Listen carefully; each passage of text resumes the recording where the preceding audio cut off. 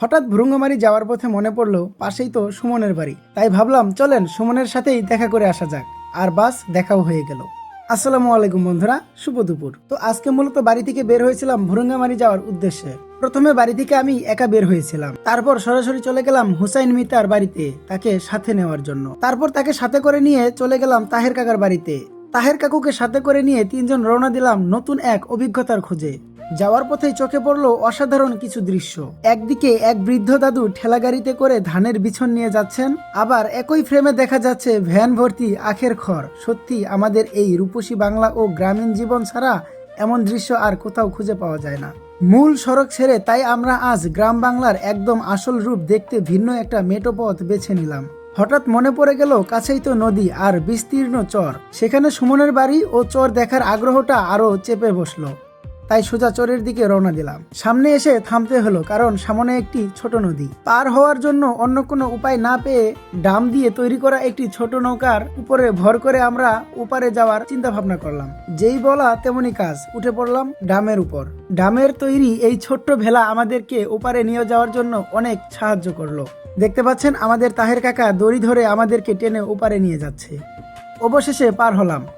এখন পাটের মৌসুম, তাই নদী পার হতেই এক অপূর্ব দৃশ্যের দেখা মিলল। এক কৃষক ভাই কাঁচা পাট কেটে মাথায় করে নিয়ে যাচ্ছেন, অন্যদিকে আরেকজনকে দেখলাম ব্যস্ত হয়ে পাট কাটছেন। আর একটু এগোতেই সামনে আরো একটি ছোট নদী।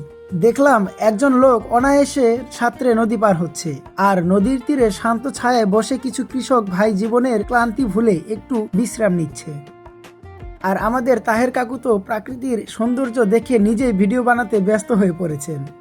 তো বন্ধুরা, সত্যি বলতে এখানে এসে এই সুমনের চরে এসে আমি যে মনোরম পরিবেশ, যেমন দেখতে পাচ্ছেন আমার এক পাশে হচ্ছে নদী, আরেক পাশে হচ্ছে কলা গাছের বাগান, আর মেঠো পথ দিয়ে হেঁটে যাচ্ছি, কি সুন্দর মিটি মিটি বাতাস।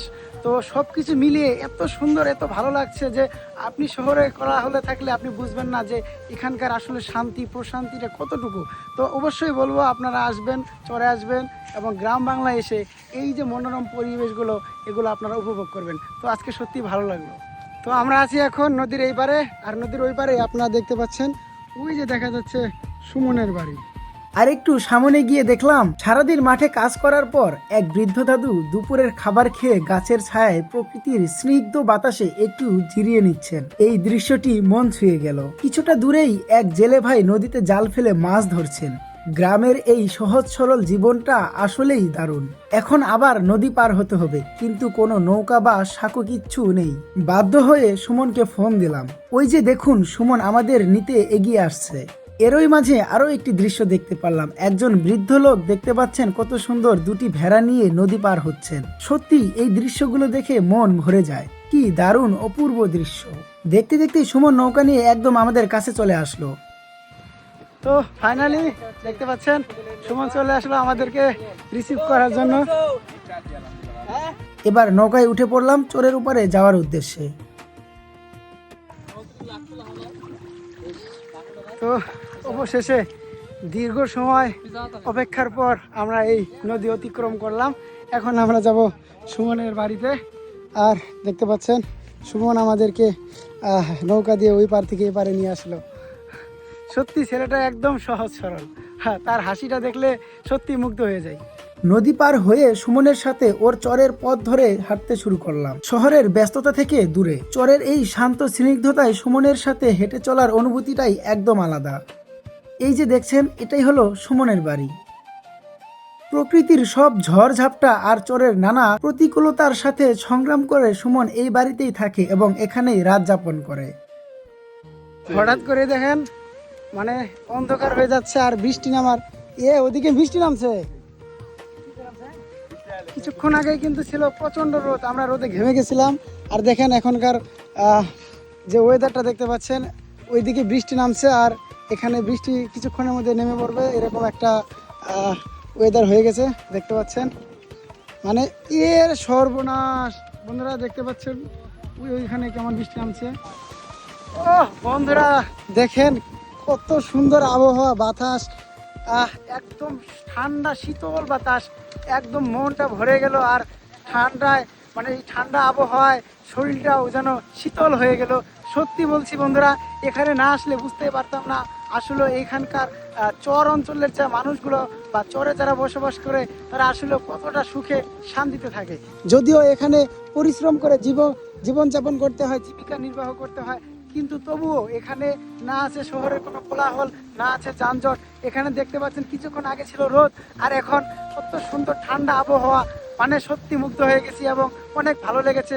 তাই বলবো আপনারাও আসবেন চরে এবং গ্রামে এসে এই যে পরিবেশ এবং এখানকার ওয়েদার, এখানকার আবহাওয়া, এগুলো উপভোগ করবেন, সত্যি ভালো লাগবে। বন্ধুরা দেখুন, চরে টিকে থাকার জন্য সুমনকে কতটা পরিশ্রম করতে হয়। সুমন কিভাবে মাঠে নেমে ধান রোপণ করছে বা রোয়া গাড়ছে। বন্ধুরা খুব জোর বৃষ্টি নেমেছে, এই জন্য আমরা দৌড়ে যাচ্ছি সুমনের বাড়িতে। আমাদেরকে সেখানে যেতে হবে, আমরা দৌড়ে যাচ্ছি। বৃষ্টি নামছে,